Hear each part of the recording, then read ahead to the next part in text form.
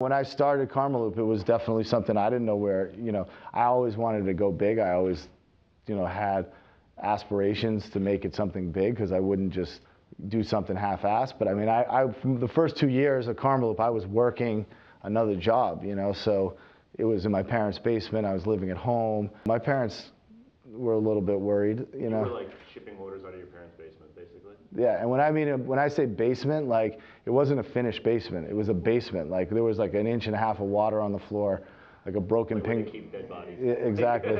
There was probably some underneath the floor for, it's an old house. Obviously, Karmaloop.com still are like our core business. It's our biggest, money maker and making, a lot of the revenue that's funding all the other projects that we have going on. But we kind of look at Karmaloop as a lifestyle brand, meaning, if you look at like Disney or, Virgin started out as a mail order catalog, and then it became a record label and a mega store and fucking cell phones and airlines.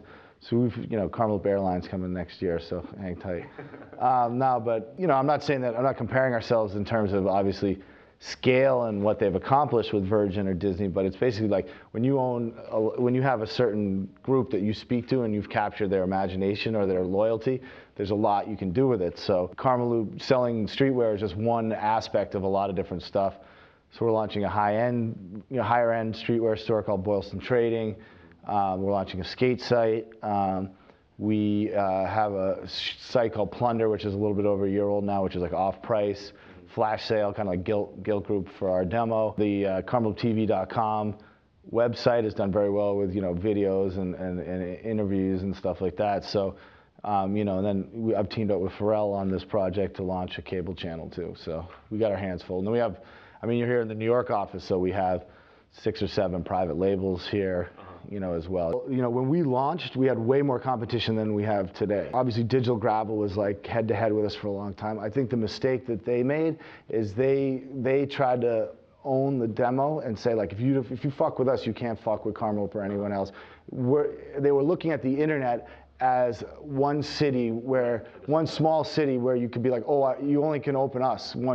But it's called the World Wide Web for a reason, because it's the whole fucking world. It would be like saying, I'm only going to sell it to one store, and that's it for the whole world. Mm-hmm. It's like, well, you wouldn't do that, right? So it's like there was enough room for other people to be out there. And a lot of the other, competitors, when we started, there was like Platform, there was Hooked, there was Gear Monkey. We had tons of competitors, and we weren't, and Boo.com was in the very early days. They spent $120 million in like 2 years, right? I had no money at that time, so it was like discouraging. But when you went on Boo's site, the shit didn't work because everything was built in Flash, and it was like no one even had broadband, right? I think with Digital Gravel, they got really caught up in like being against Karmaloop and trying to like fight us, and we were like, we're not looking at you guys as competition. We think a rising tide helps all boats. So we're telling our brands, you can sell to whoever you want because we know we're going to do a better job. Other people are trying to limit it, and they're worrying too much about like image or whatever, and it's like we're trying to actually just get the product people want and get it out there. I've always tried to be accessible. My personal cell phone number is on the website, Yeah, is that for real? That's for real. Anyone can call me anytime. If a customer wants to talk to me legitimately about brands they like, or if they've had a really bad experience, and look, we've made plenty of mistakes, Our talent lies in the creative side, so I had logistical issues. We've fucked up people's orders. But we're always trying to like do right by them, and we listen. And if people want to talk to me about it or have ideas, I'm always accessible. Do you ever like look at all these brands and like just feel bugged out about like the progression of where it's gone? The fashion game is so fickle, and so many brands, like Caffeine couldn't adapt. They didn't adapt. They were unwilling to adapt. Right. Fresh Jive or 555 adapted for a while, and then they died out, right?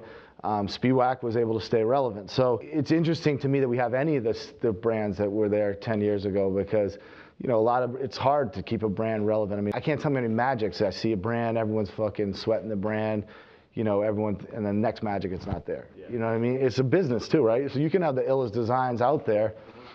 If you don't know how to run a business, that's only gonna last for a season or two, because you're not fulfilling the orders, you're not, you got to sustain that hype. So I'm not surprised by it. You know what I mean? I think that, the brands that I've seen that I kind of had a sense were going to do well and had because it has to do with the people who are involved and like their intelligence and their are they a one-trick pony? Some people just have, like caffeine at that time was just that one pant, right? And they couldn't evolve. At this time, you know, with the recession, there's going to be certain good things that come out of it, because the people who are truly creative and truly have something and truly care about what they're doing are going to survive and keep doing it. Right. And they have enough